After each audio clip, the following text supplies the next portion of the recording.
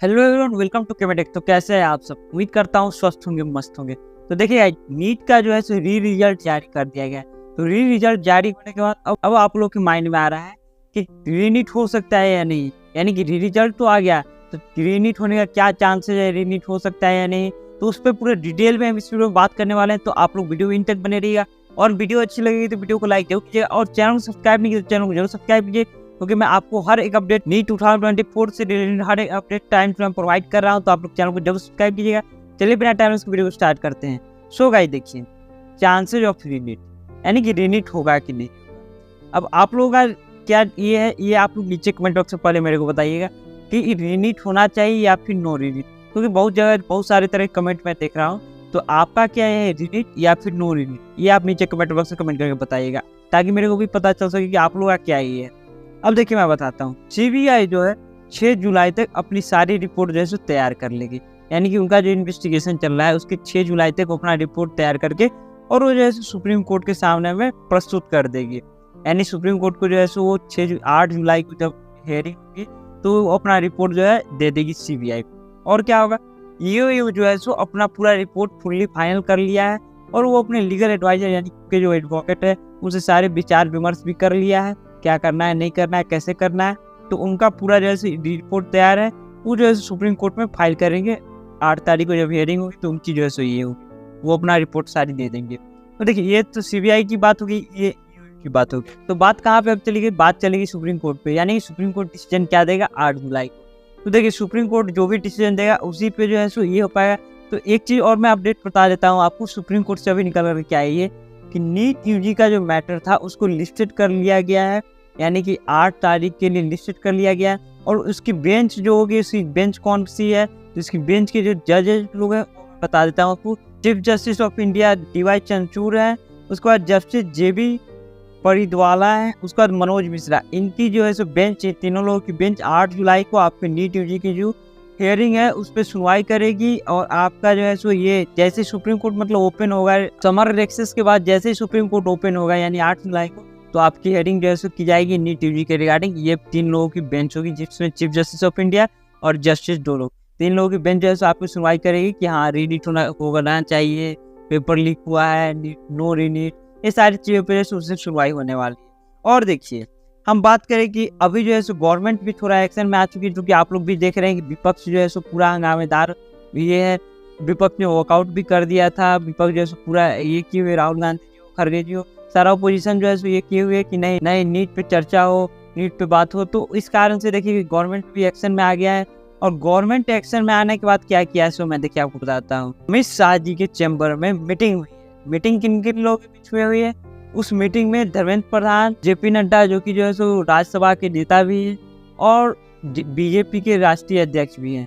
तो यानी कि JP नड्डा जी, और जो है सो आपको कौन थे, धर्मेंद्र प्रधान जो कि एजुकेशन मिनिस्टर है, तो वो, और अमित शाह जी जानते हो आप लोग कि 2nd number, 1st number, 3rd number जो भी बोलो, तो वो है।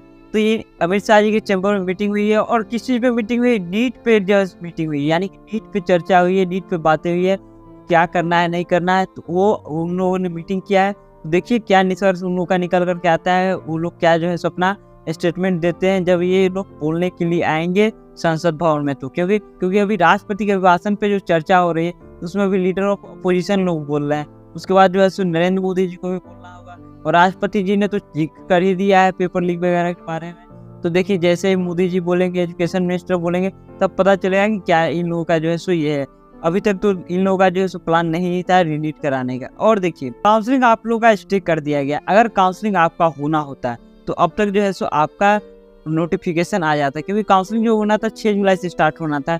लेकिन हमको जहाँ तक लगता है कि इंटरनल प्रेशर के कारण काउंसलिंग को जो है रोक दिया गया है।